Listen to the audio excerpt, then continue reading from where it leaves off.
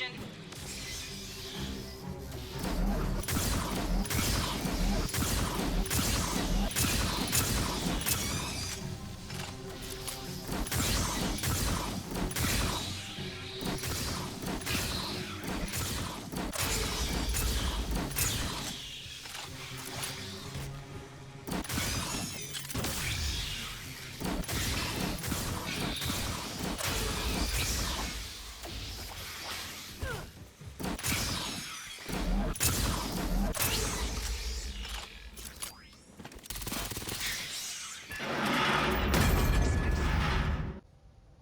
Greetings Marines, FiOth here, and today I am bringing you a new build for the Lancer, and I wanted to touch upon the Lancer because the Lancer has been getting a lot of shit throughout these months. It's a class that barely gets used except for specific missions and specific scenarios. Now that they took the Horde glitches away some patches ago, the Lancer's usage has been in constant decline, and people are always saying that it's the most niche class and there is not much that can be done with them.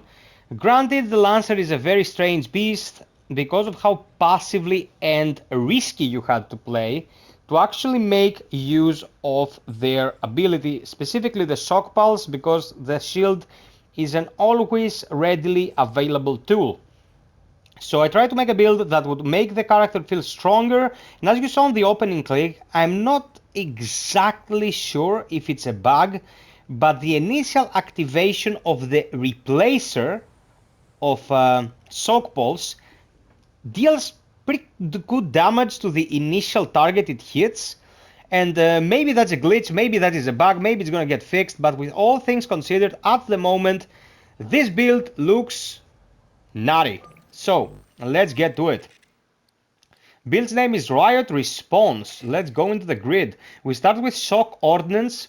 It states that Shock Pulse is replaced with a ranged electrical device that discharges an AoE on impact, dealing light damage and stunning enemies for up to 2 seconds.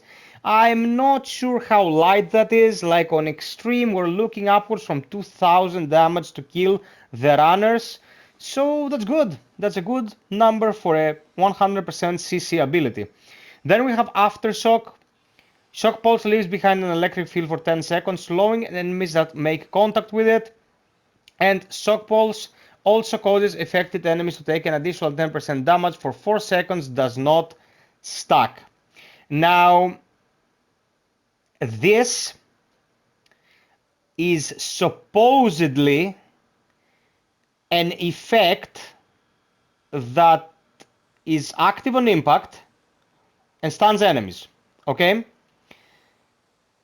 Building this up has been a bit tricky because I put here recharge and duration to hit the soft caps, 40 and 40, and the effect you'll see is this.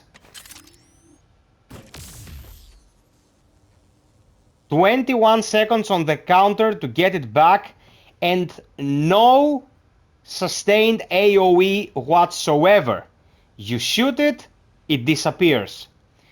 I am 99% sure that this is a bug because as you saw in the opening clip with the exact same build, the effect lingers. Like you can see that Aftershock lingers at an increased duration.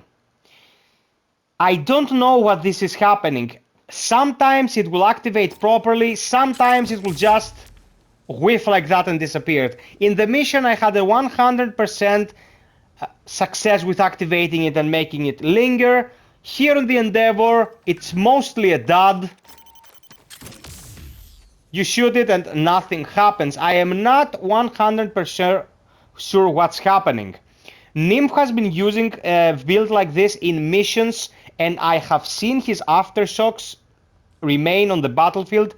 Without the aftershocks, the increased duration doesn't make any sense. If it's just a discharge, it doesn't make any sense. Because if the replacer just makes the ability an instant discharge, unlike the effects of Shock Pulse initially, there's no reason putting duration in here whatsoever. This should be grayed out.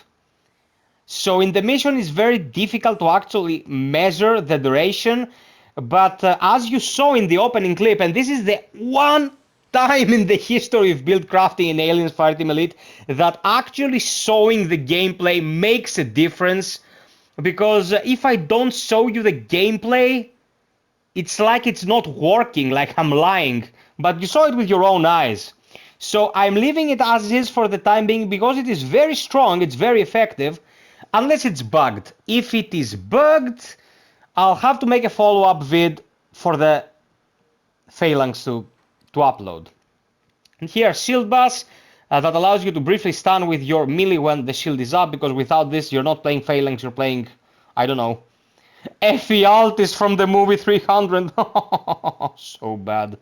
And the best defense, while shield up is active, your melee damage dealt increases by 100%. Yeah, without take a stand, not take a stand, how is it called? Combat inertia, I'm sorry. Melee attacks don't make that much sense, but you want to reduce the speed penalty whilst moving with your shield up. Adrenaline surge is a must, of course. When you're full stacks of bulwark, especially when you're fighting synths, you get 50% reduction at your cooldown for aftershock.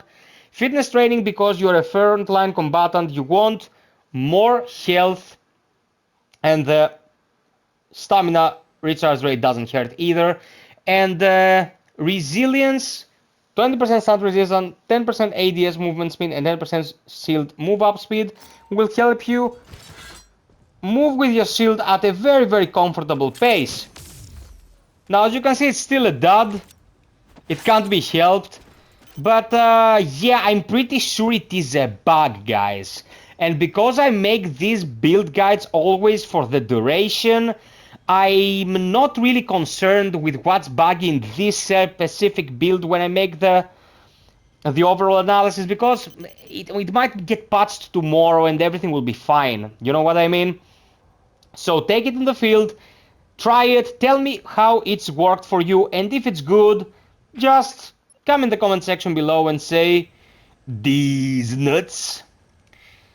I've been making guides for pathogen content every single day since it came out, streaming every Monday, Wednesday, and Friday, as you've probably guessed by now. So sub, like, share, and hit the notification bell if you want to be notified about future uploads and streams. If you really want to help me out, consider Patreon and get a membership on the channel. Streamers have to eat as well. Until next time, be well, stay frosty, and always strive for perfection, Marines. GRs.